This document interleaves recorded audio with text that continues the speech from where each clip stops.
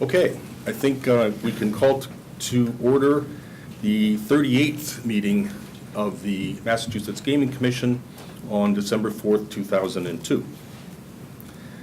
First item is the approval of minutes, but I didn't have them in my packet, so I don't know. They were distributed. Was this last week? I think they were distributed last. Oh, this was last week's? Yeah. Okay.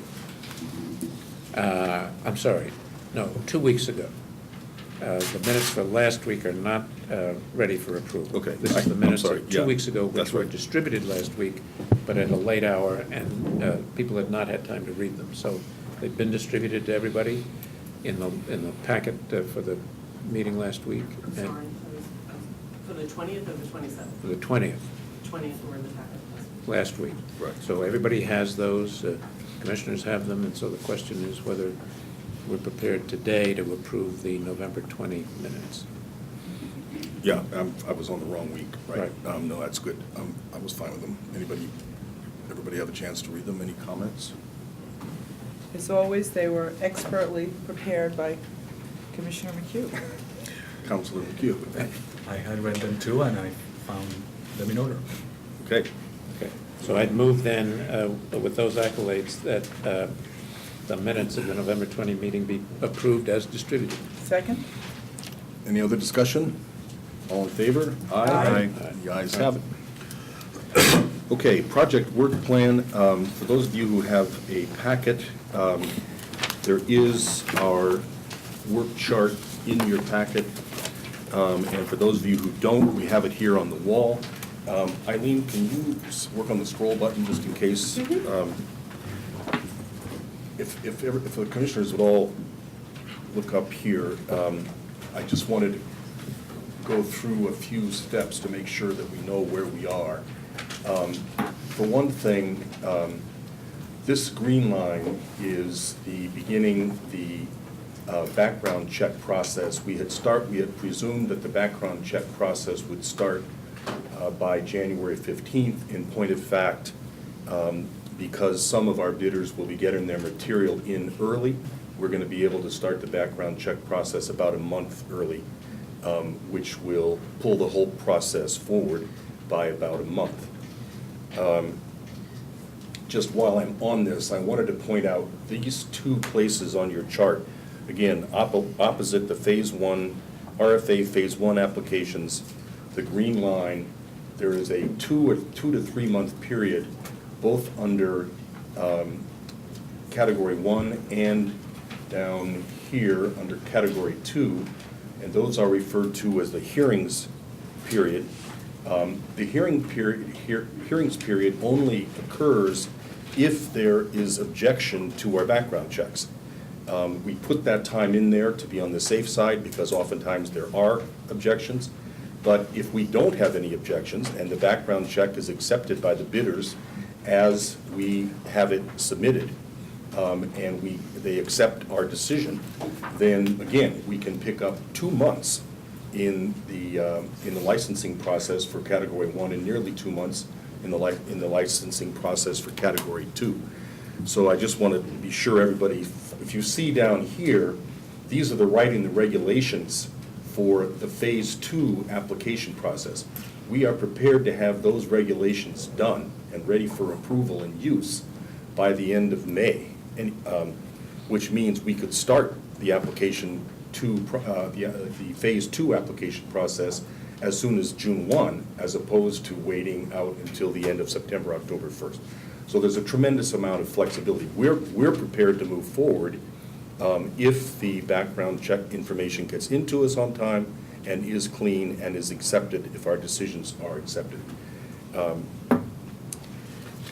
I think Commissioner McHugh and maybe our consultants, but the writing of the regs this process is pretty much on track as we've It is, been discussing it. Mr. Chairman. The policy discussions we're going to have next week will provide a platform for doing that, and then we're already talking internally about how we take that next step, take those policies, turn them into regulations on a prioritized basis, i.e. pick the targets we want to work on, get those regulations done first, and then continue to move forward. So we've begun those conversations. Okay, great.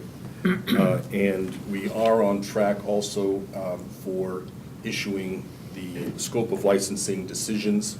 Many of those decisions, we've had most of our proposals from the bidders saying who they believe should be investigated and who should not. Some waiver requests have been made. We're now looking at those. Each time a waiver request is made, it causes us to do some investigating. We can't just take a bidder's proposal at face value and say, okay, we'll waive that investigation. We have to do some background checking to make sure that the waiver request is reasonable. So again, each step where a bidder has a legitimate interest in expressing an opinion that we have to react to is a slowdown in the process. And there having been so much conversation about the speed of the process, I just want people to be able to appreciate how all this is all interrelated and the complexity of the process. So if you would scroll up to the next page. I think basically everything, this is the racing division. We are working on the request from the legislature to review all the pari-mutuel and simulcast regs and policies. We are in the process of working with the tracks and others to do that. That process is underway, and I think we're on track pretty much. We are have our equine lab testing RFP is out, right? It has not About- yet been posted. We've had a little going back and forth with Director Durenberger, but it should be out by the end of this week. Right, okay. So the racing stuff is not in the critical path to the licensing, but it is stuff that we need to get done on time.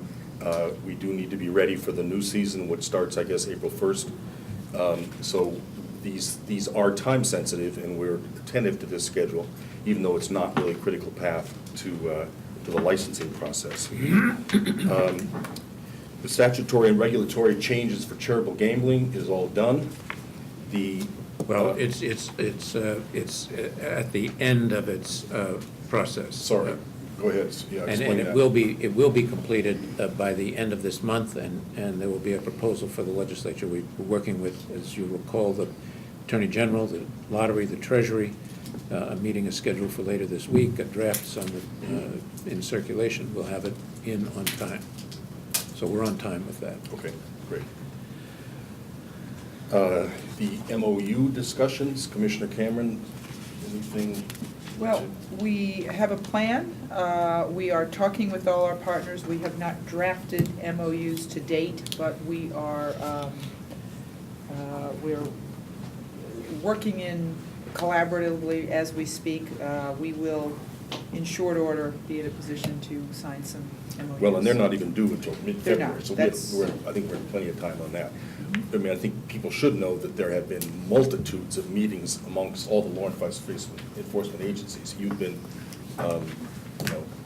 at their doorstep or are at theirs. The state police, the attorney general, the ABCC, everybody, the FBI. We've had a multitude of meetings, and those relationships, I think, are coming together well. The next page, we have, this says MGC midterm hires. This is the Director of Supplier and Workforce Development and Diversity. We've already posted that. We've actually moved this one back. That position, I think, was posted last week. This is the Director of Licensing. We will hope to get the advice of our ED on this, but we may well move this candidate back, this position back a little bit as well. We have our executive director scheduled to be hired on or about the end of December. And knock on wood, we are on place for that. We have several people that we are considering finalists, and hopefully right around that time, we will get these people teed up. We get that decision made. Then the deputy director for investigations and enforcement and the general counsel, our strategy here is to line up finalists that we are happy with and be able to get the ED to participate in that decision since those two people will be key people reporting to the executive director. If it turns out that the ED gets delayed and we can't find a satisfactory finalist choice out of the finalists that we are coming up with now, then we'll be prepared to go ahead and make the IEB and the GC, General Counsel decisions. But we're hoping to hold those. We pretty much have those, we're close to finalists already on those, and we're hoping to hold those until the executive director can weigh in on it. The Gaming Policy Advisory Committee is meant to be up and running by the 15th of January. This, as you know, is actually largely a function of the governor's appointments. He has to appoint the chair and a variety of other appointments. But we have said to the governor's office that we are anxious to get the advisory committee going, even though a number of the people on the advisory committee represent the developers and the host communities. And of course, we don't know who those will be yet, but we need their the participation of the other members in such things as our research program and others. So we're pushing to get this done by January 15th, and we're thinking we can probably make that happen. The last issue here is just the ombudsman is coordinating with a number of agencies around the state to help in outreach to the cities and towns and the developers, and that is on schedule as well. So I think as we go over this, commissioners, I think we don't have any critical path problems as yet. I think things are moving pretty much as they are intended. Any other I just have questions? one small note that just a note really. Not represented here is a very long bar, if you will, of the local process. It's represented when it culminates Right. in the form of The yellow of an executed orange and pink yes. and red, yeah. Right, but that's not to say that, as we hear from reports, that there's a lot of activity already going on in terms of Yeah. negotiating or selection of or approach at the local level. So Right. Just- That's actually a very good point. all of that is happening in Right. parallel. Right. We have marked the negotiation of surrounding community agreements, the execution of the host community agreement, and the referendum as taking place after the final approval process is completed of the bidders. As you know, we went through this with Springfield. That was the position that we took that we thought was important. They agreed, and we're now talking about making that, whether we'll make that a formal policy or not. That'll come up next week. But as a practical matter, everybody knows and everybody should know, and I think our ombudsman is very much in contact with communities that are just now becoming potential host communities or potential surrounding communities, that those conversations can go on starting today. And we want to make sure that the municipalities don't feel, under erroneous pressure for how quickly they have to move, because there is time. But we are trying to give them all the support that they can so that they're ready to deal with bidders whenever the bidders are ready to move. But you're right, as a practical matter, that process is going on even now, as we know full well. There was one mistake on this that I noticed this morning.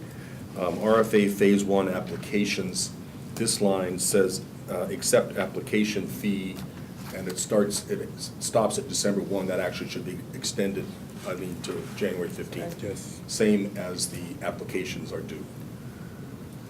So we are now about 45 days, I guess, away from the final submission of background data applications and the fees.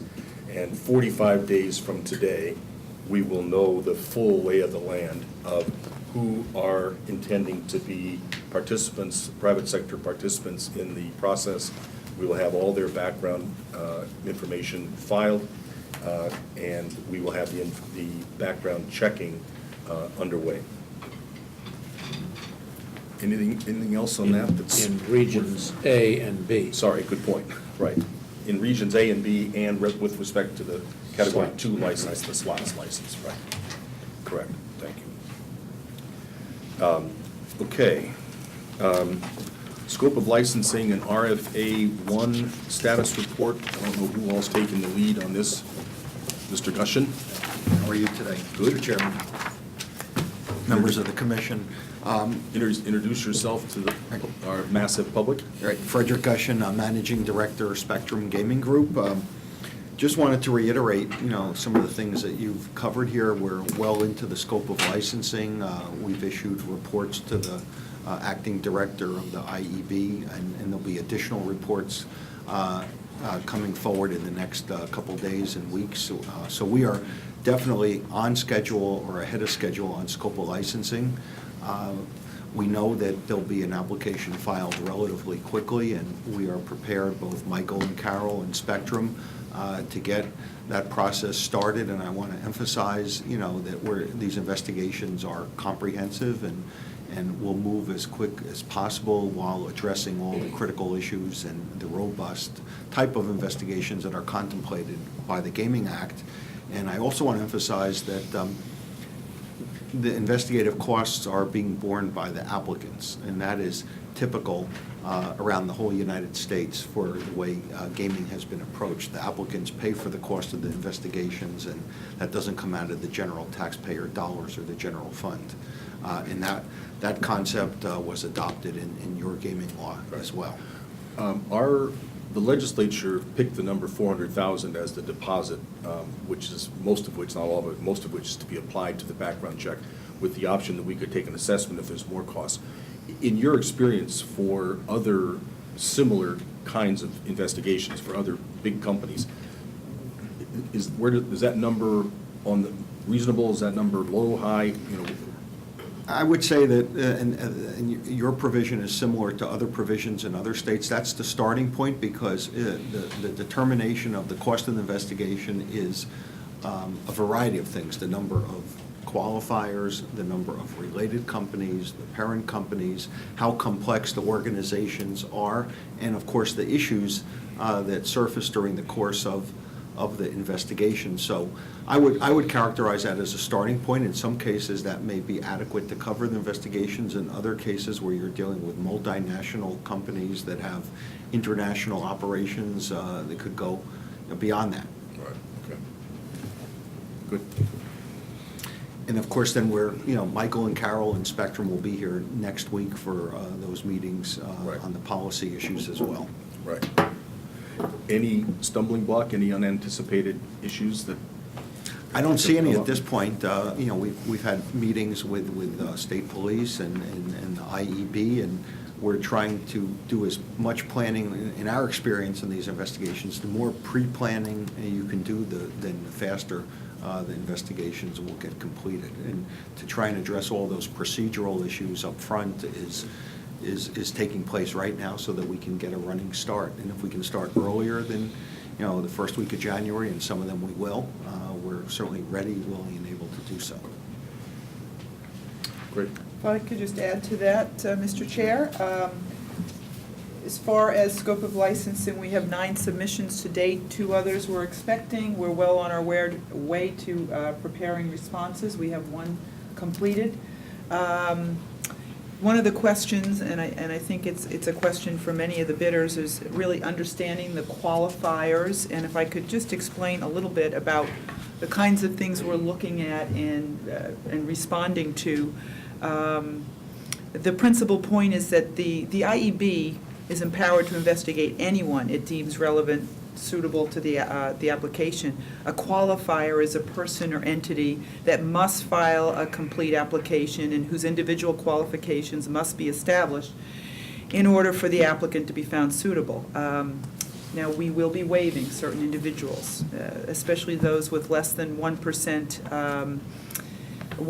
interest. But having said that, during the investigation, if, for example, someone was waived, that's a less than 1% shareholder, but during the course of an investigation, it turns out that that person exercises more influence than just that 1% would otherwise reflect, that person then will be fully investigated. So we are making that clear, that yes, we are looking at waiving certain individuals, but if the investigation warrants, we will be doing complete investigations on those individuals. So I'm not sure if that was completely clear to everyone in requesting waivers. But we are prepared, and as Mr. Gershon said, working well together, putting the protocols in place for the investigations. The state police has been very helpful. They've assigned us a couple of individuals already, and there are more, and they will be incorporated into the investigations Full-time. team. These are the folks you introduced last week, right? I did, yes. We have 2 full-time lieutenants assigned, and other investigators will be here. They're not here today. They were seated there last week. Kevin and Mark, right? Yeah. We didn't train them to do investigation. One of them does So- investigate. One of them does investigate. So we've had our protocols meeting. We are prepared, fully prepared to engage in the investigation process. I think we are going to approve the process by which the IEB implements this qualifier and background check process. And let me just ask you one question. It's my understanding that the law clearly empowers the IEB to be the decision maker here.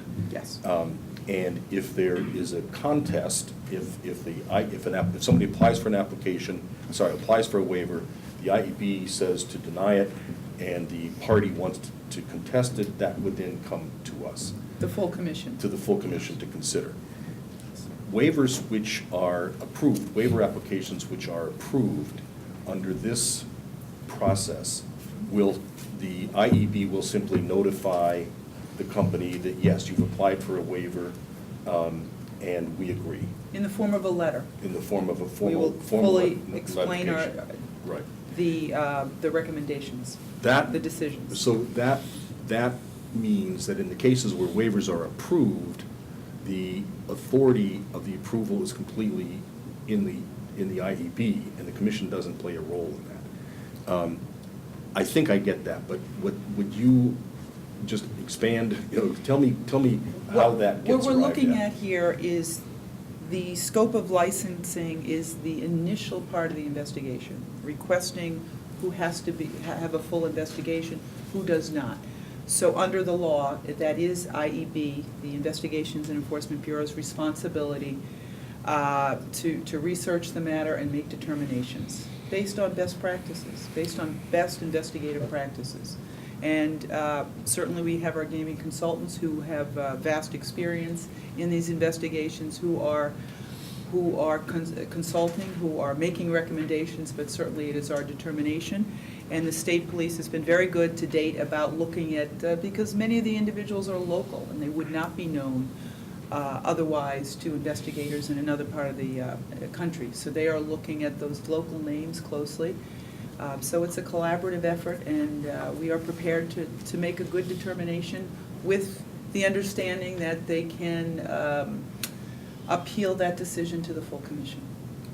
Yes, and let me just add, if during the course of the investigation, issues surface which indicates that a waiver needs to be rescinded, or a person called forward for licensing based on the facts and circumstances of a particular case, we, through the IEB, will be making that request to call that company or individual forward. And it's really applying the Massachusetts law. You've all seen those big submissions that they've made, the charts and everything, and kind of applying the Massachusetts law to that to determine control and influence. Where is the control and influence as set forth under the statute? So that's kind of what we've all been working on the last several weeks to try and bring life to those sections of the statute. There are two other considerations that underline this, Mr. Chairman, I think, and one is that at the end of the process, the qualification process, that is step one, phase one, we've got to make a determination as to whether to accept the results of the investigation and deem that company, people, entities qualified. If at that point there's something, and that will be a process that's brought before us, if at that point there's something that troubles us about a lack of someone being investigated that we think should have been investigated, there'll be an opportunity to fix it there.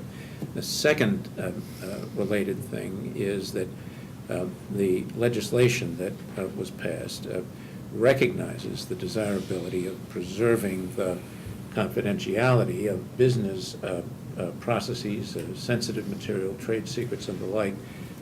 And in this industry, many of the organizational attributes and the financiers are in that category. So some, of course, in public companies are disclosed, but this is a process that recognizes the confidentiality pieces that the legislature, inferentially at least, was intent on preserving, and is faithful to that while still giving us the information that we need to know.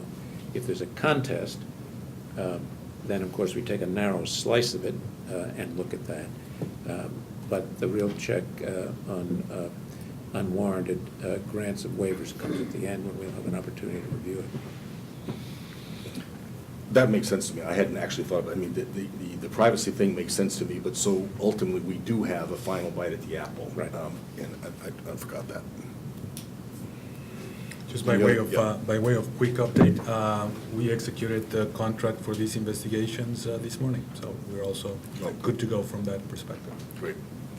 So the investigative team is basically ready to go. It's ready to go. Basically ready to go.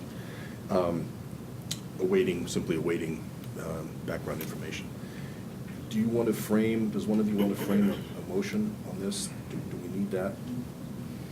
It seems to me that it would be helpful, both from a public understanding standpoint and from a consensus standpoint here, just to outline briefly what that process is, and then to have a motion to approve it.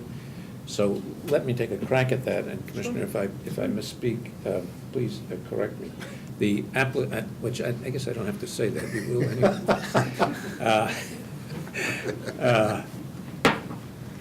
The applications and the request for waivers initially come into the IEB. They're referred to the consultants. The consultants do the investigation that we've hired them to do. They come up with a tentative set of recommendations. Those recommendations with respect to waiver and non-waiver are given back to the IEB for a check by the state police contingent that's attached to our IEB. They will do a quick check, particularly focusing on those whom the consultants recommend be waived, to make sure there is no quick and clear reason for them not to be waived. We'll then make their recommendation to the director of the IEB, who will send a letter from the IEB to the applicant saying waivers have been granted, not granted, and outlining those who must qualify and those whom the commission says need not qualify. Reserving the right to have further investigation and add further qualifiers as the investigation proceeds, and understanding that at any time the commission has the full right to request whatever information is necessary for a complete investigation. The applicant will also be advised that requests for waivers that have been denied may be appealed to the full commission. And then we will take whatever submissions are made, consider them, and either affirm or reverse the denial decision.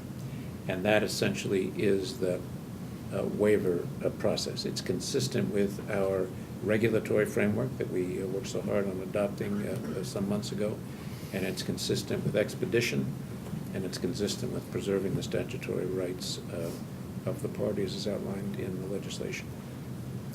So I would move, unless there's a correction to that description of the process, that we acknowledge that process and approve of it as the commission's waiver process.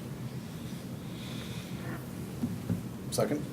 So, second. I mean, based on this conversation, I'm sold on that. So, any other discussion? All in favor? Aye. Opposed? The ayes have it.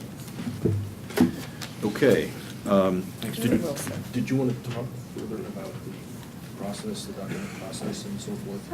I don't think there's anything Okay. other than, we've had all the discussions on document security, and we have the ability to take in documents in a secure fashion to the IEB. And we will have state police embedded into the investigative teams. And we are prepared at this point to move forward. Okay, great, great. Key policy question status report. I don't know that there's very much here.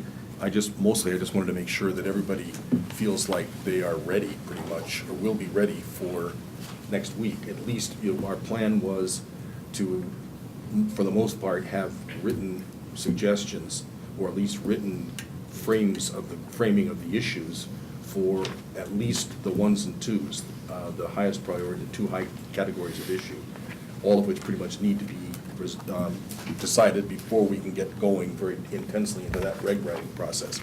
And if we can get through some of the 3s as well, we'll do that. But we certainly need to get through the 1s and 2s. And everybody all set for that? Okay, that should be an interesting week. Anything else about those issues? Region C status review. Commissioner McHugh submitted a memo, which I think is in the packets. I think it would help to start with you just sort of summarizing for us and for the public how you see the status at the moment. All right, Mr. Chairman, I'd be happy to do that. This memo was triggered really by the denial on October 12 of the compact that had been negotiated between the state and the Mashpee Wampanoag tribe, and by the little over approximately 2 months that's elapsed since that time. And it seemed to me that it was worthwhile at least thinking about where we are, where we're likely to go, some of the obstacles, some of the positive things that are there, and just thinking about whether and to what extent we ought to do something, if anything. On the side of what's in place, there are, it seems to me, 3 primary components. There is a site that is in the control of the Wampanoag tribe that they have. There is a plan that's been fully fleshed out and thought through. And there is an agreement, of course, with the city of Taunton, which was passed by the citizens of Taunton. So that piece of groundwork has been laid for a tribal casino. There are obstacles, though, that remain in the path of the casino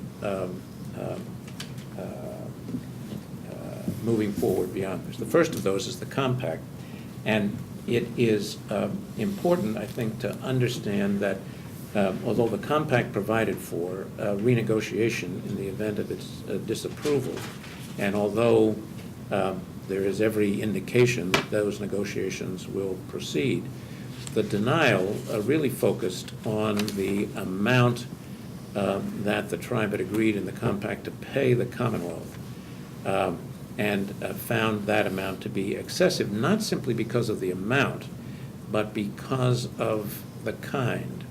The amount of the amount that the tribe had agreed to pay the Commonwealth was 21.5% of gross gaming revenues. And I must apologize because there's a typo in this memorandum.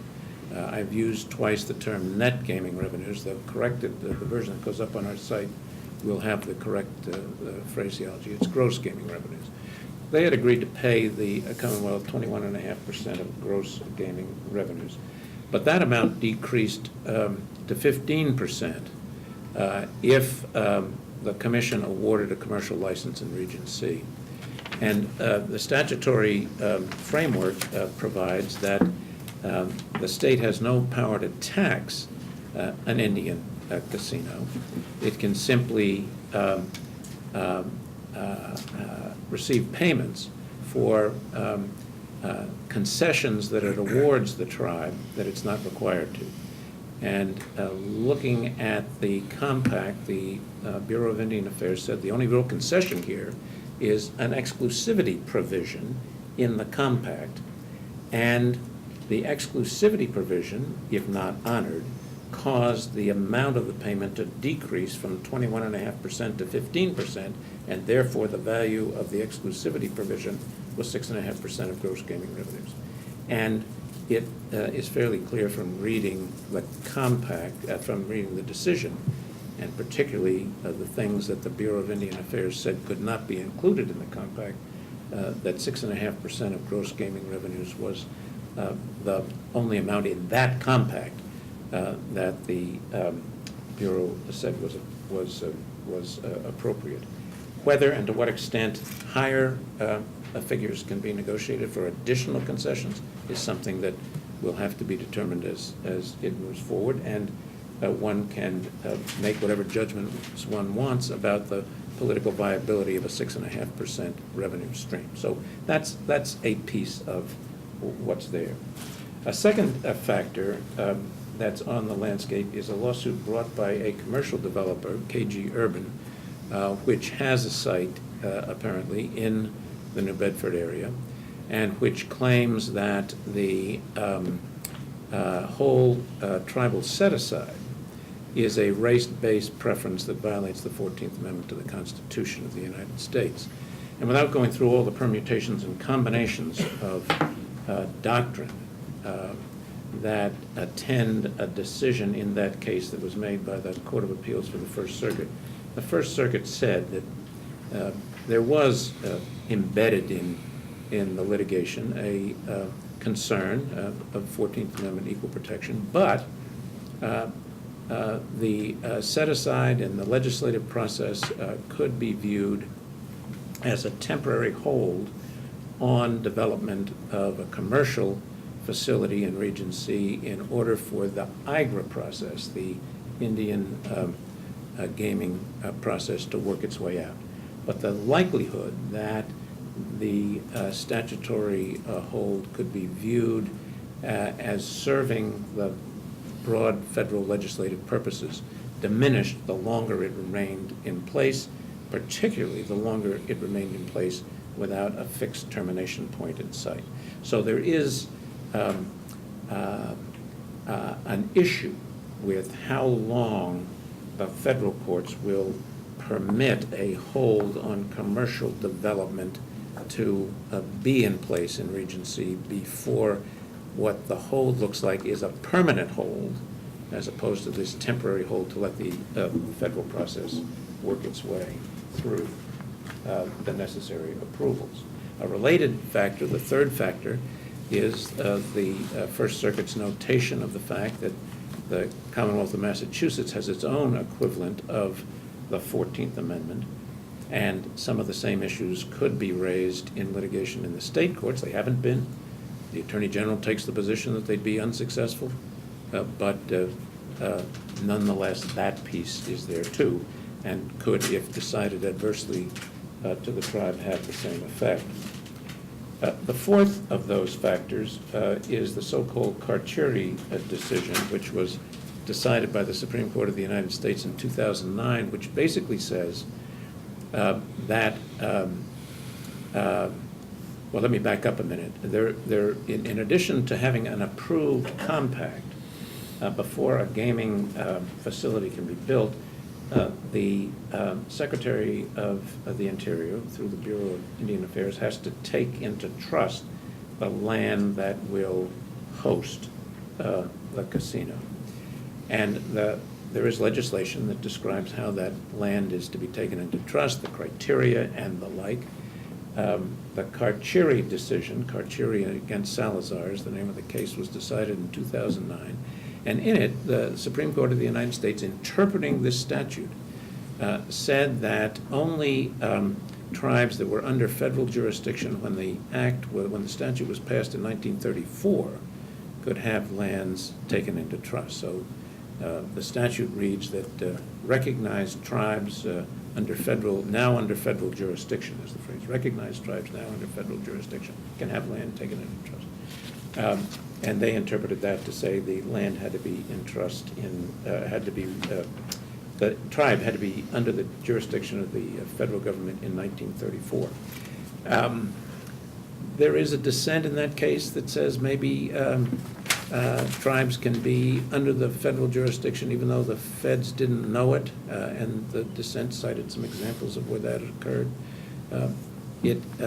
It may be that the Mashpee tribe was under federal jurisdiction. It's in 1934. It's not clear. They were not formally recognized until 2007. And that is another issue that has to be worked out before the tribe ultimately can proceed.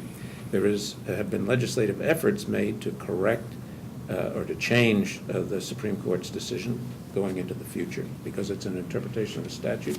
The legislature can change the statute and then change the result on a going forward basis. They've been unsuccessful thus far. There's a movement now in the Senate to affect that change. Whether it'll be effected by the end of the year is unknown. So that's simply another factor on the horizon. If there is no change, then the next factor is a decision that was reached last June in a case called Patchuk. At least that was one of the names. The other name is about 35 letters long, so I won't burden you with that. And that was basically a case that, a decision by the Supreme Court again, that said that anybody who was adversely affected by the Secretary's decision to take land into trust could bring a lawsuit to challenge that decision. Not win the lawsuit, but could bring the lawsuit. And that provides the specter of litigation affecting a decision unless the statute is changed, whatever that decision may be. And importantly, from that standpoint, it appears that the individual who brought the lawsuit would have a 6-year period to do so. There's a 6-year statute of limitations, in effect, that would begin to run when the Secretary made the decision and extend for another 6 years, during which the person would have a right to bring the lawsuit.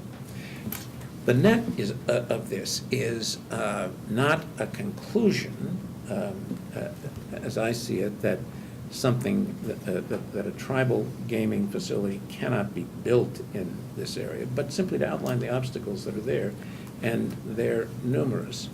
And to raise the question about whether by the time these issues resolve themselves, Regency will have been left behind the other areas of the state in the development and the benefits the statute was designed to create. If the process works its way forward and the tribe receives a compact and has its land taken into trust and all that moves forward, that's one thing. But if at the end of, say, a year, it becomes clear that either it isn't going to happen or that we conclude it isn't going to happen, maybe those are the same thing. One would hope, I guess, that they are. Then we're faced perhaps with the problem of starting a commercial process a year and more behind everybody else's commercial process. And so it seems to me worth thinking about whether there is some way to preserve everybody's options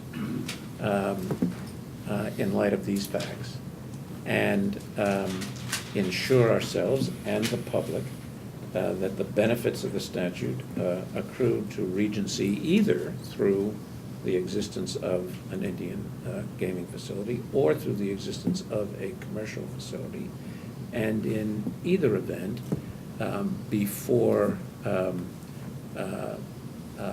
lapse of time that puts Regency, which has significant economic troubles of its own, is substantially behind the other regions of the state in realizing the benefits the statute was designed to create. So I simply lay that out. That's what the memo was designed to do, just to provide a platform for thinking about this issue. And that, Mr. Chairman, is a summary of the essentials of the content of the memo. I certainly feel like, the situation, at one point, we thought we would be sitting, waiting on the issue of land and trust, which was complicated enough. And we had not come to grips with how we would figure out how long we could wait for land and trust and so forth. But since we got started in this, the contingencies have continued to proliferate, and there's now a sequence of contingent issues. And I agree that it's our job, it is included in our job to try to put this on the table and to think through, is there a way to be respectful of the legislative intent to give the tribe its special shot at this on the one hand, and on the other, honor what I think was also a legislative intent, which is that southeastern Mass not get left in to lie fallow for a long time. I mean, weighing that is tough, but I think that is what we should be doing. I do have one question to ask you before we have further conversation. We gave the tribe a heads up, as we did other interested parties, that we were going to have this on the agenda. And Chairman Cromwell wrote us a courteous letter saying that he understands it's going to be on the agenda. This is in the packets, but that he wants to assure us that the tribe is moving forward expeditiously. But then he said, as we understand it, in accordance with the Massachusetts Expanded Gaming Act, Region C remains exclusively available to us for this purpose, and we are proceeding with all deliberate speed. That's not my understanding of where things stand, and I wanted to ask you for clarification on this exclusivity issue. The explicit exclusivity in Region C comes from the compact. There's a provision in the compact that provides for exclusivity in Region C. But the compact was disapproved, so at the moment, that compact has no force and effect. Secondly, the exclusivity in the compact came with its own remedy, and that was the remedy that the Secretary focused on in his disapproving the amount. The remedy was that the amount paid by the tribe to the Commonwealth would drop from 21.5% of gross gaming revenues to 15%. The statute itself, interestingly, does not contain an exclusivity provision. Section 91E of the expanded gaming legislation provides two things. It says that the commission must issue a commercial RFA if by the end of July, I think it was, a compact had not been negotiated. And it said, secondly, that the commission must issue a commercial RFA if it concludes that the land in trust is not going to happen. Nowhere does it say that it cannot issue an RFA before that. Implicitly, perhaps, the legislative intent was at least to let the July 31st deadline hang out there as a prod for everybody to work hard to get that done. But there's nothing that says that the commission can't issue a commercial RFA at any time. What that provision does do, though, it seems to me, and this ties into what you were saying a minute ago, is evince a legislative intent that Region C not lay fallow for an extended period of time while these processes are working their way through. So I think the legislative intent there is pretty clear that both of those provisions are a prod to get things done or for the commission to take action. Other thoughts? How we deal with this? Well, one, I was, I picked up on something you articulate really well on the memo, which is the confounding effect, and you did as well just in the summary, but the confounding effect that these factors have together, which I guess, from my perspective, I tend to see them individually, but taken together is something that we need to talk about, because as talked about here, they seem to be pointing in the direction against holding this issue for a long time, for a protracted time, because it appears that decision of the First Circuit, while it did not articulate a time as to the temporariness, if that's a word, of the hold, it seemed clear that, that it was not indefinite. Yeah, I think that's right, and I think that's a risk. It's one of the uncertainties, and exactly what criteria the court will use to evaluate how much time is too much time, how much time translates the temporary hold in support of a federal objective into a permanent hold in support of an impermissible outcome, is unclear. And the court didn't, because it wasn't required to, get into those kinds of criteria. The federal court, the district court will have to make that decision at some point. And thus far has not been asked to do that. But it's there, and it's not permanent. One way, I'm sorry, go ahead. Would you want to say something? No, just that I was interested in your thoughts about, and again, this is very comprehensive memo, it's helpful to think about the issue. Your thoughts about not letting the region fall behind, but preserving the interests of all. Are you referring to letting the compact situation work its way, a renegotiation, work that process, land and trust, but at the same time possibly pursuing a commercial, at least starting a process or thinking about starting a process? Is that what you were referring to? Well, it seems to me that's an approach one might take, is to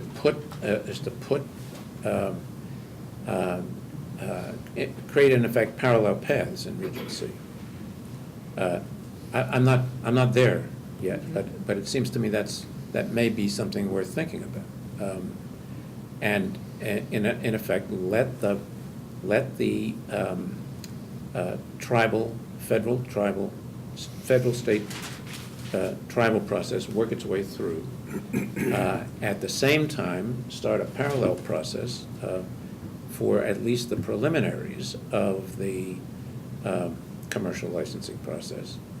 And if one got to a point where the federal process, the IGRA process, looked like it was going to succeed, one could step back and let that go forward. If, on the other hand, it looked like that was not going to succeed, or some clear cliff occurred, then one would be, the commission would be ready seamlessly to move forward with a commercial process that it had already started. Now, how one works that out, whether that's a viable approach, whether that makes sense, I don't know. But that's something, it seems to me, we could think about that's concrete, and that it'd be a way to preserve the interests of Region C, the interests of the tribe, and the interests of those who are interested in a commercial license.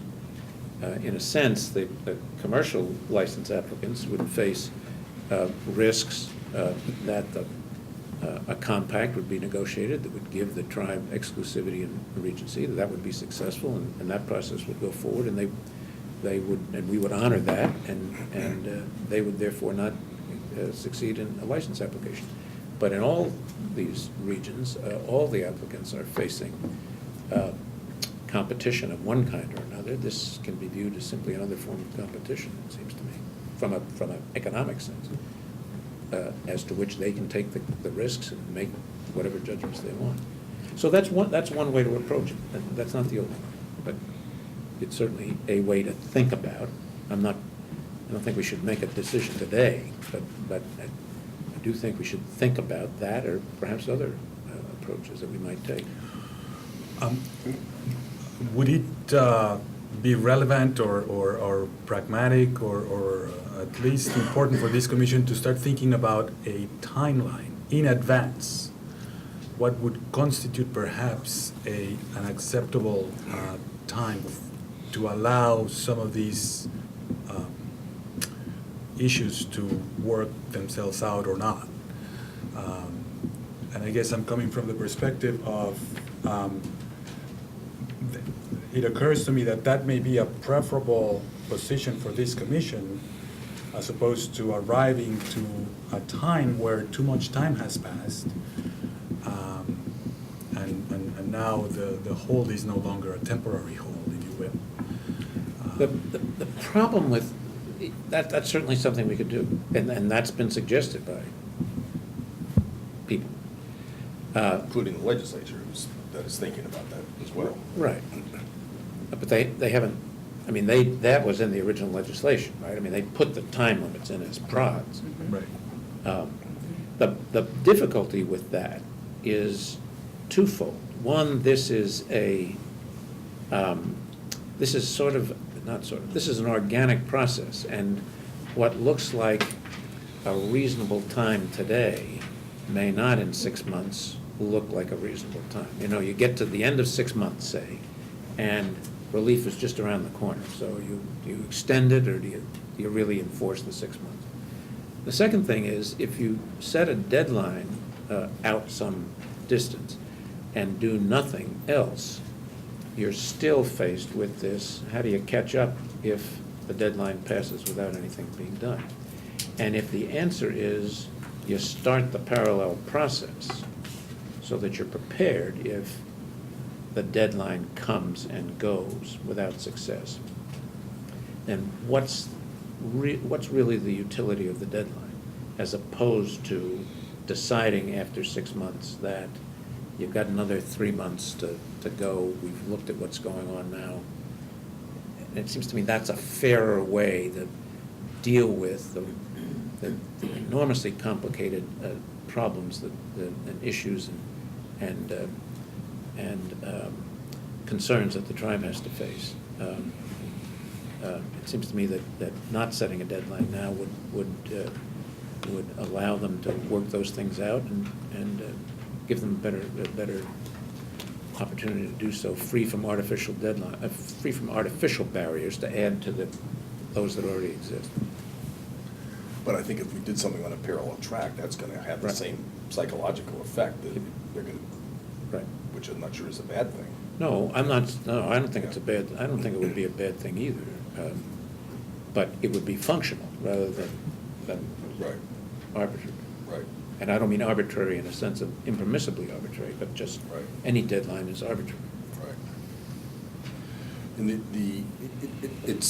it is of note that the commission was not precluded from putting out a commercial license. You know, as you said, and frankly, I didn't get this when I first read the statute. What it says is if the original deadlines, the July 31st deadlines were not met, then under that circumstance, we were compelled to issue a license. It never said that if the compact is granted, or anything else happens with the tribe, that we don't issue a license. It was always left the possibility that there might be a commercial license. That was not an accident, I'm sure of that. And I don't know exactly, maybe we can learn something about why that was, but this was very carefully written legislation. That was not a mistake. Second thing is, I'm clear that although I think the legislature is reluctant, understandably, for the same reasons that we are, to put any timeframes on this and left the timeframe issue up to us, I'm clear from now traveling around southeastern Mass a lot and talking to a lot of state and local officials and just seeing what else is in the statute, that this was not anticipated to be a real long hold. You know, this was not intended to put southeastern Mass measurably behind the 8 ball. So we now are wrestling with our own process, which, you know, we've been told we should speed it up, speed it up, speed it up. If we eventually decide we're gonna do a commercial license, we're gonna have to go through, we won't have to set up a commission, we'll have done that part, but everything else that's taking place up here we'll have to do. And that means that if we wait, as you said, if we wait 6 months, if we wait a year, if we wait 18 months, that is utter dead time. And we will then have to start this process. And the idea of, you know, walking a line between continuing to let the tribe play out its situation, which the chief assures us, and I'm sure is right, that he is working on, and presumably he's optimistic about, more power to him. But if we can do that while we minimize the negatives of what happens to southeastern Mass if we end up having to do a commercial license, is, as you're suggesting, and if you, given what we've been talking about all this time, the thing to consider is the background check. You know, the first phase of the application process is a phase which does not necessarily have to get to the second phase, but it is the biggest time sink. And we could consider, this is basically what I think you were saying, we could consider starting that process for anybody who happens to be interested in. There's a lot of uncertainties for a bidder. Maybe nobody would take us up on, but we could consider that. So that at least if we did at some time in the future decide to go forward with a commercial license, we would have the background work behind us, and we would only have the relatively short period of time that's taken to get the second phase applications and make a decision on the second phase applications. In that scenario, Mr. Chairman, we and an applicant would spend a considerable amount of time and money on those investigations, predicated on some doubtful outcome.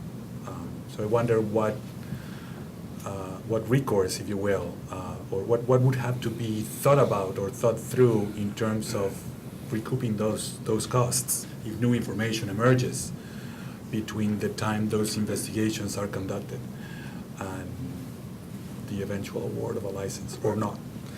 I haven't thought this through, so, and I think Commissioner McHugh said off the bat that his suggestion is that we not make any decisions today, which I think is right. Right. There are going to be a lot of people that are interested in commenting on what we're thinking about, and we would welcome those comments. But as I think about this, and I've had the same thought process as you know about Eastern Mass, in Western Mass, you've got now at least 3, and maybe as many as 5 companies that are now willing to have a 33% chance, willing to spend a lot of money against a 33% chance, maybe a 20% chance of winning. So they're in the business of taking odds. You know, anybody who's bidding here is taking a shot. You know, it's a calculated risk. You know, KG Urban is willing to spend a lot of money pursuing its particular action. They're taking a shot. The tribe is taking a shot. Again, its funder is taking a shot. And everybody is taking calculated risks. That's the nature of the business.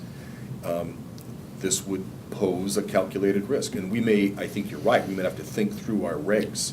How does that work? As I said, I haven't thought this through, you know, at all carefully. But it's simply saying to folks that we're offering them this opportunity to stay in the game, to not be prejudiced by this passage of time if they choose to take that opportunity. Those risks all have an economic value, right? So the market can place that value on the risk. These are sophisticated people, and make a judgment about whether the economic value of taking the risk is worthwhile. And in that sense, I agree with the chairman. It's maybe no different than the economic assessment that one makes in a crowded field like one has in the West. Different kind of risk, different kind of assessment that has to be done, but still a risk that has an economic value that people can make judgments about. So, I mean, that's one way to approach it. Another way, there might be, undoubtedly there are other ways to approach it too, but that's one that immediately comes to mind. Well, perhaps to state the obvious, all the work that we've done on regulations phase 1, and to a great degree, maybe completely on phase 2, regulations for phase 2, would apply to commercial license in Region C. Right. So a lot of that legwork is already taken place. We would probably have to consider a date of request for applications, if you will, as the starting point, however long in the future, for that region, and allow the same amount of time for responses too, which already would put somebody at a time difference, which is your point from earlier. Right. There'd have to be fair, you couldn't have the same, if we ultimately decided to do this, you couldn't have January 15 be the. That's the same deadline, Same yeah. date. Right. But- 90-day period from, Some-day period, Yeah. yeah. But whenever you set that, you would then, at least in the short term, stop the widening gap. you would. Can I ask a question? Do we, one of the concerns, the way the BIA letter, or the Interior letter reads on its face sounds pretty emphatic that 6.5% would be the rate that they would be willing to accept. Now, whether that's flexible or not, none of us has any way of knowing. But it's either 6.5% or somewhere between 6.5% and a lot short of 21.5. Which changes a lot of numbers that were anticipated in the legislation, the amount of money available for problem gambling, the amount of money available for mitigation. Is it in, there are issues about, as the compact also said, that we were limited, the commission would be limited in having any regulatory say over non-gaming personnel and facilities, different from the way we will have authority relative to the commercial. Is it within, and those are issues, I mean, I don't know how big they are, but those are clearly issues. Is it within our right to contemplate the significance of those as we wrestle with the right thing to do here? Sure. I think we can contemplate anything we want, Mr. Chairman. I would urge us not to think now about the likely amounts, because the basic rule, as I understand it, and I'm not an expert in this area, but as I understand it, the basic rule is that the state may receive compensation for a concession that it gives the tribe that it's not obligated to give. In Connecticut, for example, the casinos, again, as I understand it, pay the state of Connecticut, the two casinos, simply the costs of overseeing the table games. But they've been awarded an exclusive right to run slot machines. And they pay the state of Connecticut 25% of gross gaming revenues for that. So that's less than 25% of the gross gaming revenues for the whole operation, but they've split that up in that fashion.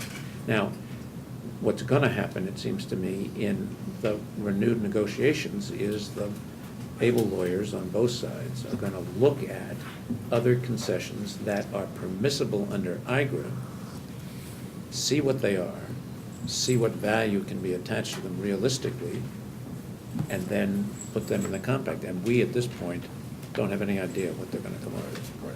And I agree with that point, that's not really where our focus ought to be at this stage of the game, particularly if we're going to contemplate some kind of a parallel path, because there's no, but I think as we wrestle with whether or not to have a parallel path, the point you made, as seeing that, when you pile uncertainty on uncertainty on uncertainty on uncertainty, suggests that maybe you have to think pretty hard about protecting the alternative strategy. So, and the difficulty, it's right, there's no point in us worrying about what number specifically, but the fact that we can be pretty sure there will be a problem coming to a number just adds to, or at least in my view, adds to the legitimacy of the idea of coming up with some kind of a parallel path approach.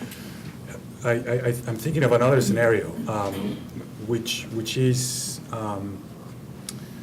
if this commission were to take an action, like opening, like starting a request for application, would that then have an effect on the Bureau's decision of that 6.5% was the only exclusivity? Because that's a new data point to those compact negotiations, correct? That maybe that 6.5 would further be not accepted if the commission, if it's clear that the commission has taken steps towards To meet 6.5. undermining the 6.5 exclusivity. would be too Yeah. high? Yes, I'm just thinking of a scenario. If this commission is perceived as having taken steps, significant or not, towards undermining an exclusivity, is it conceivable that 6.5 is now too much in the eyes of the Bureau? Well, that depends on whether the commission takes such a step, Well, right? that's- And one way to avoid that problem would be for the commission not to take that step and to say, for example, that it remains prepared to consider, if the legislature approves it, a compact that contains exclusivity, and to honor that. But is at the same time going down a parallel track and will follow that parallel track in the event that the negotiations are unsuccessful, in the event they don't contain an exclusivity provision, in the event that the land appears unlikely to be taken into trust. And under a number of contingencies, it will move off the exclusivity track and move on to another. That still leaves, it seems to me logically, the value of 6.5% in place for exclusivity if exclusivity is awarded. It just simply says we haven't made a decision as to whether we're going to award exclusivity. Does that make sense? Sure, I think. but the outcome, Yeah. in the end, it's the outcome that the provides outcome. the exclusivity. It's the outcome, Yeah, not the steps not or the steps. interim. Right.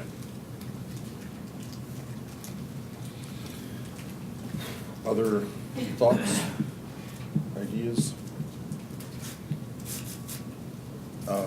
Well, I think, I don't hear anybody disagreeing that we shouldn't contemplate the possibility of some kind of a parallel path. I think it's important to be very clear that I think all of us feel very respectful of the rights of the tribe to pursue its options under the law fully, even as we try to wrestle with, looking out for what we think the legislature intended in southeastern Mass.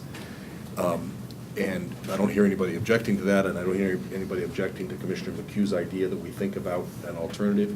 As you suggest, there are going to be some subtleties in this, but if it's okay, I'd like to suggest that Commissioner McHugh take this a step further and put something on paper that we can react to along the lines of what we've been talking about. Maybe one thing that'll flesh out some of the issues, and that we plan to have that on the agenda next week. And in the meantime, I guess, invite anybody that wants to contribute to this thought process to do so. Nothing will happen peremptorily. Nothing here will happen without plenty of discussion, without plenty of opportunity for people to comment.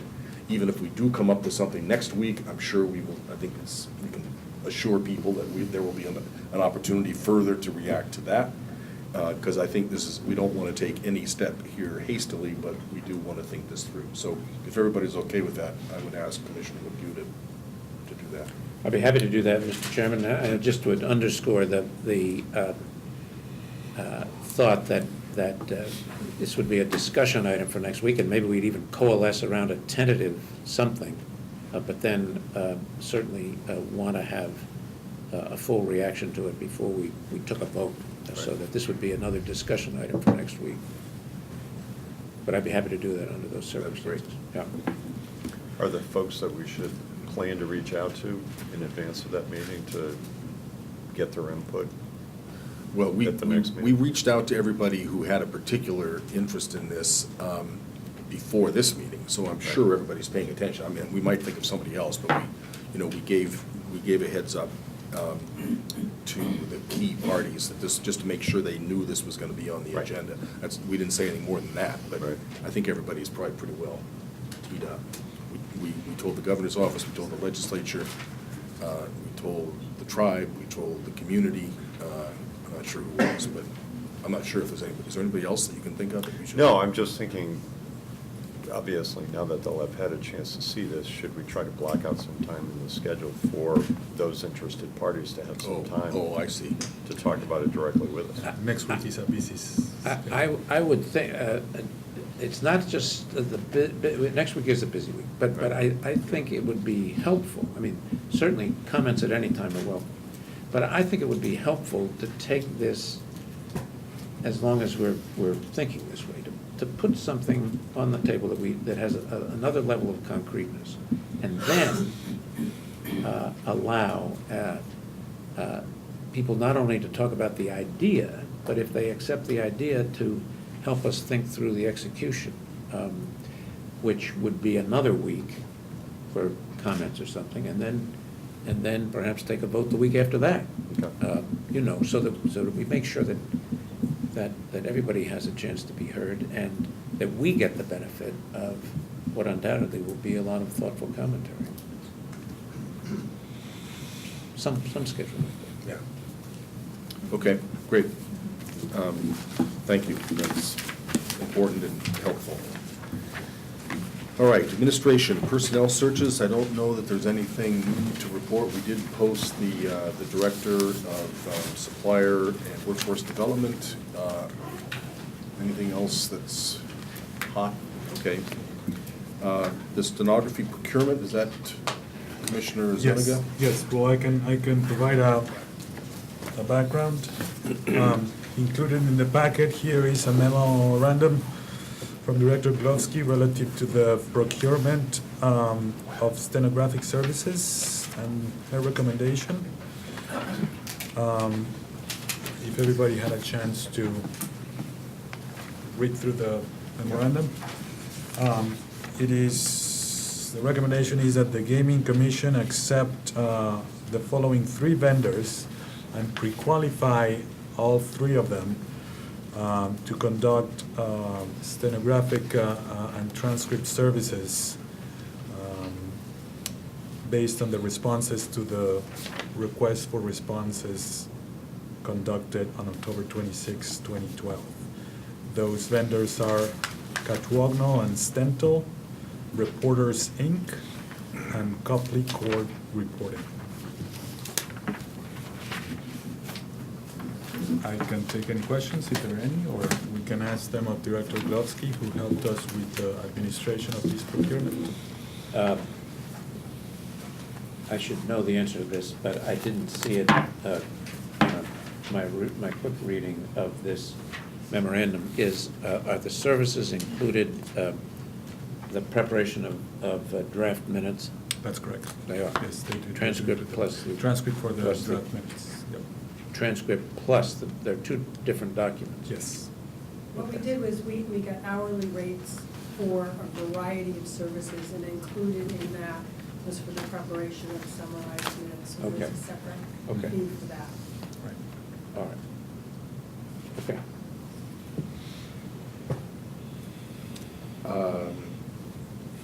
I guess you want to. The motion has been made. I can take any comments, but. Oh, did you make the motion? Yeah, Oh, I I'm made the sorry, motion. Is there a second? Second. Okay. Any other discussion? And this would be for use anywhere, anytime, for all of our various kinds of Yes. meetings. Yeah. The same as in a prior procurement, the idea of pre-qualifying 3 vendors who Yeah. are qualified gives this commission a lot of flexibility. Yeah, I think it's a good idea. And a lot of, and they are all great qualified people, so. Right. Good. All in favor? Aye. Aye. Opposed? The ayes have it. The employee manual, chapters 4 and 5, these are just for our background. Did anybody have any questions now? I think we will vote on these next week, right? That's correct. That's the intention. Right. Okay. Again, I think these are very thoughtful and thorough, and may have some minor comments, but it's another good job in moving this process forward. Great.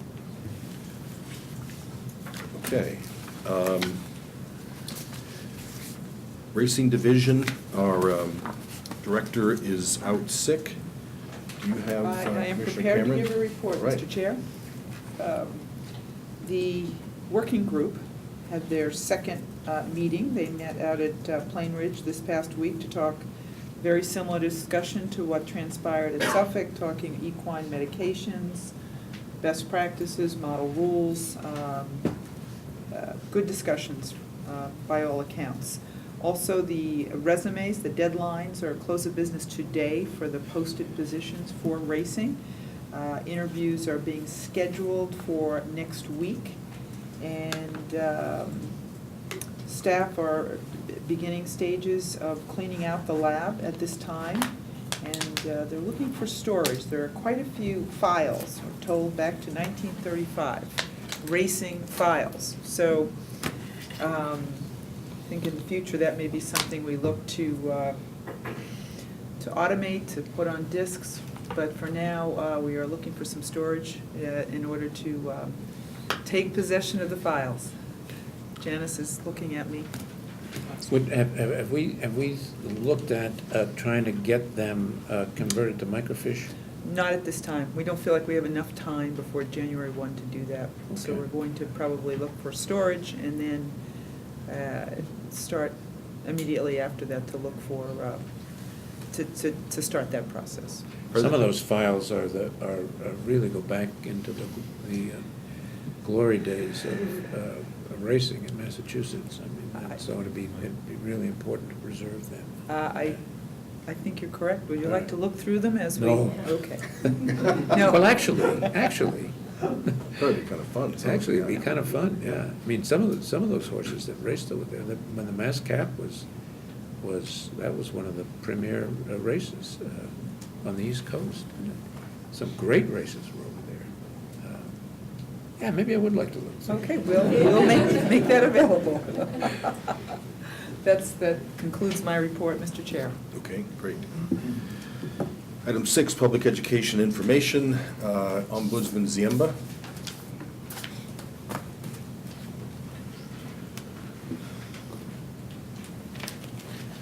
Thank you, Mr. Chairman.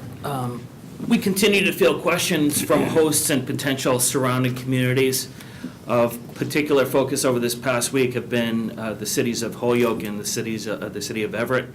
As they just had recent announcements, there are a number of different questions about the process that we've been helping them work through. They're in the process of organizing themselves for eventual conversations with applicants.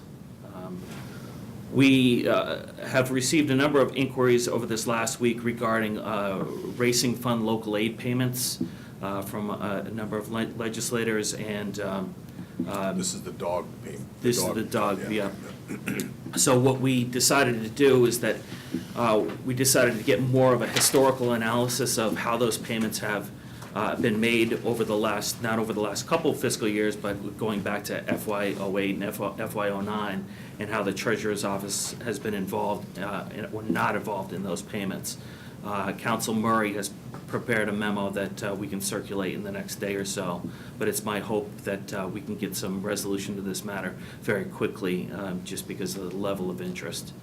And is this the memo that would go to the legislature, to the senator's office, that you and I talked about last week? Correct, yeah, and one of the things that we're trying to determine is legislation actually necessary to have a cure of this issue, and you know, we're trying to make every effort to see that that it's not, if that's within the intent of the legislature, but part of that. Somebody's keeping in close touch with them, so because there's not going to be very much time left if we decide that it does take a legislative fix. Correct, and one good thing from Council Murray's memo is that that this date that I was concerned about regarding December 31st may not be a real date. Oh, okay. So that there would not be a deadline, other than the fact that communities need to receive these monies as quickly as possible. But Okay. the importance of December 31st date Okay. may not be real, but we're double checking Okay. because there's so many different agencies and constitutional officers involved in the question.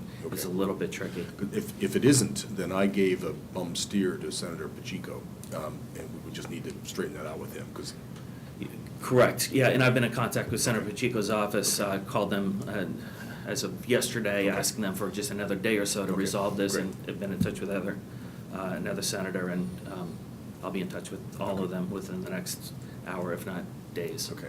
Day. We continue to work on the policy questions. We've reached out to the regional planning agencies.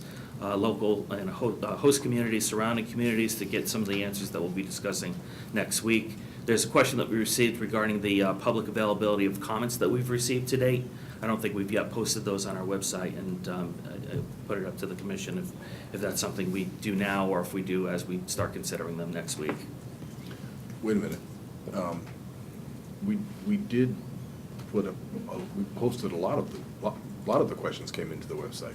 A But lot of the responses. The comments that we've received, I don't believe that they've been actually posted to the. They're to not the posted website. and publicly available. They came into us, but They came into the MGC comments Oh. inbox, the email inbox. Oh, I thought they were available. They're not posted on the web. Oh, I We can- see. We can post them if you want. Okay. I don't see any reason not to. I would say, yeah, let's do that. I referred to somebody to them. I thought they were on the web. Right. Okay. So, yeah, I would say let's definitely do that. Great. Yesterday, Commissioner Zuniga and I met with 3 of the regional planning agencies with potential host communities to continue to go over that process of how we could help smooth out the host and surrounding community process and discussion. And the last thing I'll mention is just sort of a reification of things that have been discussed here today. In the context of our communications on Region C, we stress the importance of opportunity to be heard and notice of decisions before they are made. And obviously that is entirely in concert with the conversations that have gone today. So to the extent that I can work with Commissioner McHugh and others on how we get out further notice to not only just the potential host community, but the entire region that may be impacted by such a decision. Well, that's a good point. Pursuant to Commissioner Stebbins' point, one group we did not give a heads up to, at least that I know of, was the 2 RPAs, Old Colony and Shred. Right. Shred, yeah. Yeah, it was mentioned to one of the RPAs, but not Old Okay. Colony. They'll know it by now, but still it's worth reaching out, just for the reason that Commissioner Stebbins is saying it's worth. And perhaps they can help us reach out to all of the potential communities that Yeah. might want to have a say about it. Right. That's what I have to report. Any themes of the questions, like do the folks in Holyoke and Everett have a grasp of the process, or are they really, is this de novo pretty much, or? No, I think they have a pretty good understanding of the process. We went over a lot of the impending deadlines, what they mean, what they don't mean. One theme that we've experienced is the access to the funds that will be necessary to pay for the studies that would be involved, or just for the consultants that would be involved in reviewing applicants. We've pointed them in the direction of the Department of Revenue Division of Local Services to make sure that they don't do anything that runs afoul of municipal finance law. But as part of our homework, I think I've been a little bit slow in getting out a further advisory to all those communities so that they know of the process of applying to us for those funds and the limitations that they may experience on a municipal finance law perspective. You know, my hope would be that the reliance would be on the actual experts of municipal finance law at DLS. But that said, I think we can put out some directives that would at least point people in the right direction, but they can confirm their understandings with DLS. And it was my hope that we would have had that to date, but I haven't been able to get that out just yet. But sometime soon, it sounds like, in the next Yeah. couple days, yeah. Yeah, or within the next week, hopefully. Yeah, and another element to that is to have a document that we execute with the host or surrounding community that we may call a grant agreement. But, you know, I'll be the one taking the little follow-up on that. Okay. Quick question for you, John. Do you have a good sense of the process Holyoke has created for themselves? I mean, this is kind of relatively new to the scene, and all of a sudden you hear that companies had to come up with $25,000 pretty quickly. Yeah, I don't know if it's entirely dissimilar from the Springfield process, except for the fact that it is obviously truncated in form. It's running a little bit quicker. The decision was just made last week, so that they're moving forward with the knowledge of the January 15th deadline that we have. In conversations with the city, I'm not sure that the January 15th deadline is the end-all be-all with their process, but I'm still getting to learn a little bit more about their process and will over the coming days. But my general feel is that they're trying to react to the timetables that are existent, but to create a process that they can evaluate proposals. Okay. Anything else? Sounds good. All right, thank you.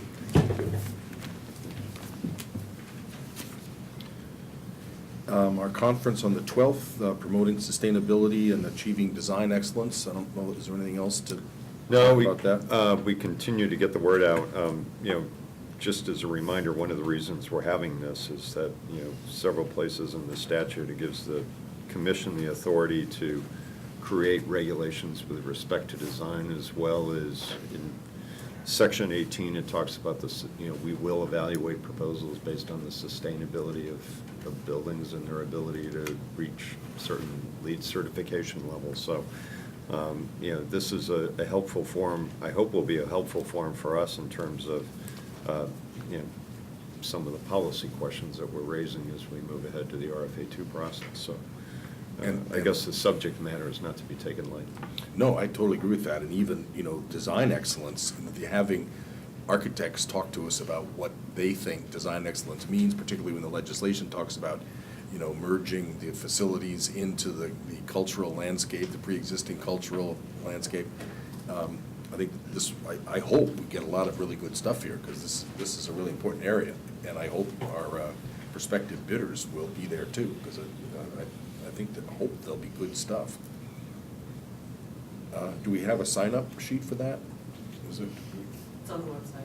Yeah. Do we know how many people signing up? We're about 59 people. Okay. Oh, that's good, good. Okay. Director Driscoll, we have you on the agenda. Did you have? Yeah, I just have to set up my computer though, and hook up to the internet, so it might take a minute. All right, so let's have a 5-minute break while you sit up. Okay. Okay, I think we are Great. ready to reconvene. Okay. So, I just wanted to basically give you a sense of where we currently are. As I've mentioned before, we're in the process of establishing basically an information portal for, as a place where information is easily accessible, user-friendly, whether it's questions from host and surrounding communities, developers, media, elected officials, whatever the case may be. This is going to be a place where information is going to be easy to find, readily accessible, and easy for us to update on a frequent basis. We have 3 concepts going right now. And just to sort of give you a sense, what I'm doing right now is I had let the designers know how I wanted the information laid out, what I thought was most important up front, in what elements of what we're discussing I wanted to highlight, and sort of the prominent places, the prominent real estate on the homepage of the website.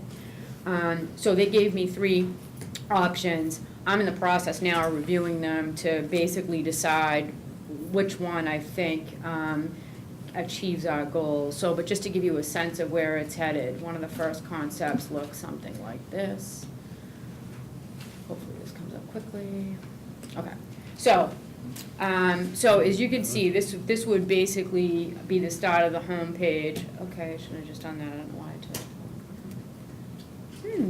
Hold on. Temperamental. That's weird.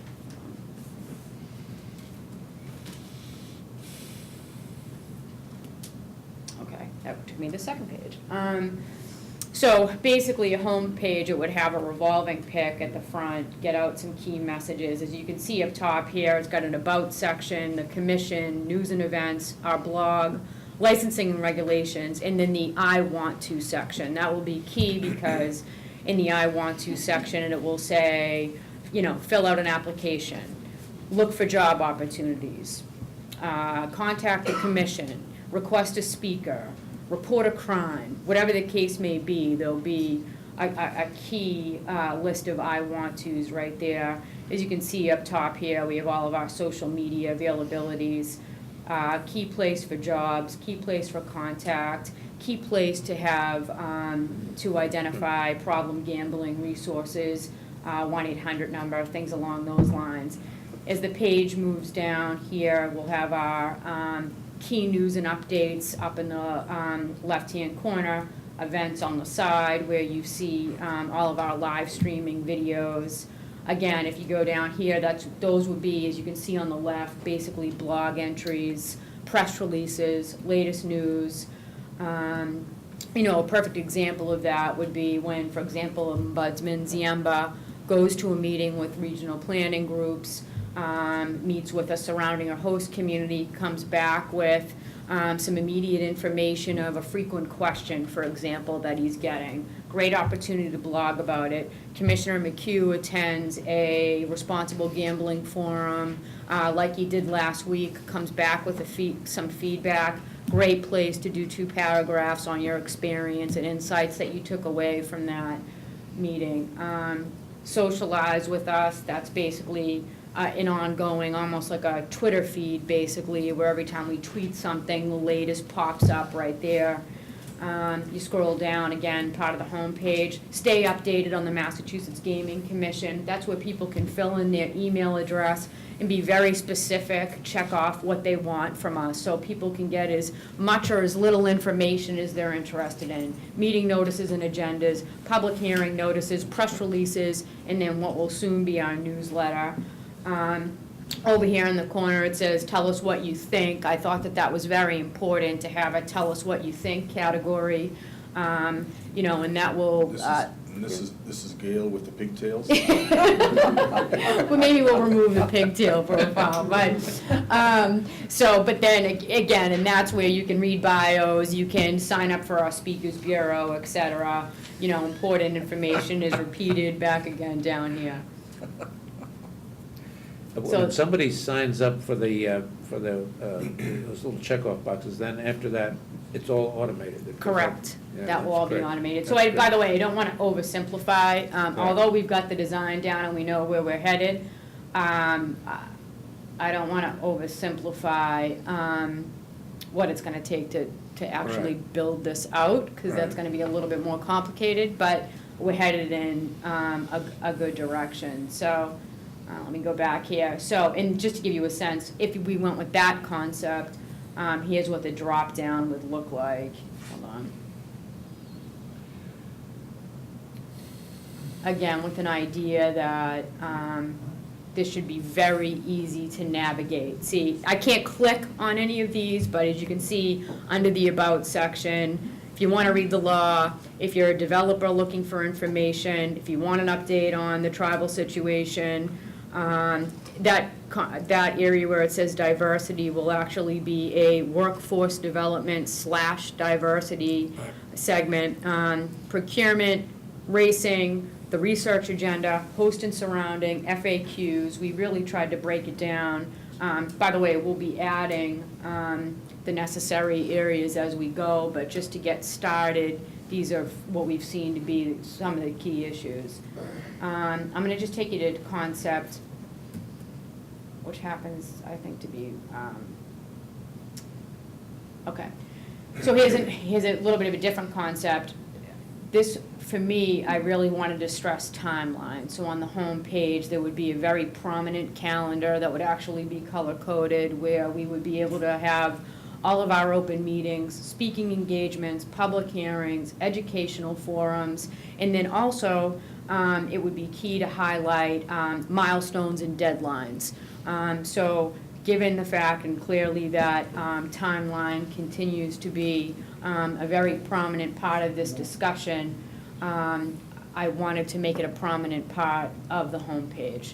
And then again, news and updates right here, which would be fed by both press releases, blog posts, whatever the case may be. Again, you go down, you can access to all of our videos, live streams, you know, whether it be from our meetings or whatever the case may be, a prominent public comment section, and again, a place where we're reminding people how to stay connected. through the various social media. These are, all these categories would probably be in any one of the formats, right? This is just kind of Correct. different Yep, emphasis and stuff. yep. Because all these are all great areas that we would want, whichever Right. format you go with. So these are all designs based on instructions to the designer to make these particular issues upfront the Foremost, most, yeah. yes. Right. So, because we've already worked all that out, so I'm just kind of giving you a sense. In this particular design, the calendar is more pronounced Right. than on the other page. But as you can see, all the same, about the commission, Yeah, news and right. events, it's all the same. And this will be, again, like I said, a revolving photo, probably about 5 of them.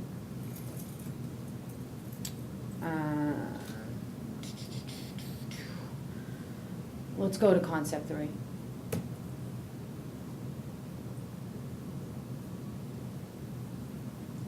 I like our logo. Yeah, it looks nice when you see it working Evan in Jacobs' action. hand there. Yeah, so similarly here, you know, social media up front, live streaming on the right. And then, as you can see right here, again, recent news for the blog posts. And then, again, calendar right up front, a little bit less prominent than in the second design, but you get the picture.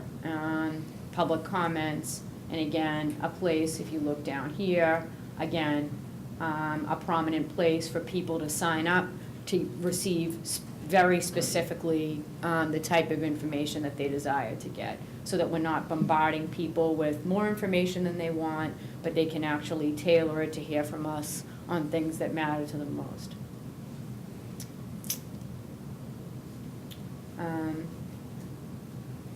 And again, just a little bit more of the same, but just to give you a sense of, you know, the drop down and what it looks like again, so. So what's neat about that is when it comes down, it's actually coming down and going to the right as opposed to, you know, the long Yeah. vertical list. Those look great. Yeah, I agree. Headless commissioners. Well, that's not what I was referring to. Yeah, well, that's, example. Hey, there you are. Yeah, so.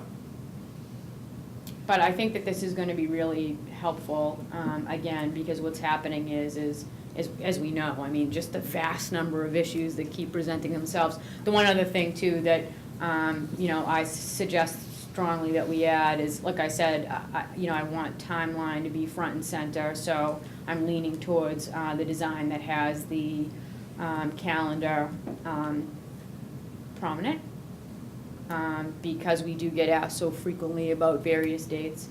And then the other issue is, you know, under the commission, there'll be a laundry list of, that's not it, but under the commission, there'll be a laundry list of categories. One of them should obviously be the commission's budget, and is explaining as much as we possibly can, the budget, expenses, et cetera, so that anyone that's looking for that information, one-stop shopping, right here, everything that anyone would like to know. So, designers will basically be finishing that ASAP, and then we go on to the actual building out, which is a bit more complex. Like anything, I made it clear that, you know, we want it yesterday, so how quickly they can do that. But they did say not to oversimplify the complexity of doing that well, so, but they understand the sense of urgency. So, month of January, laser focused on getting it done.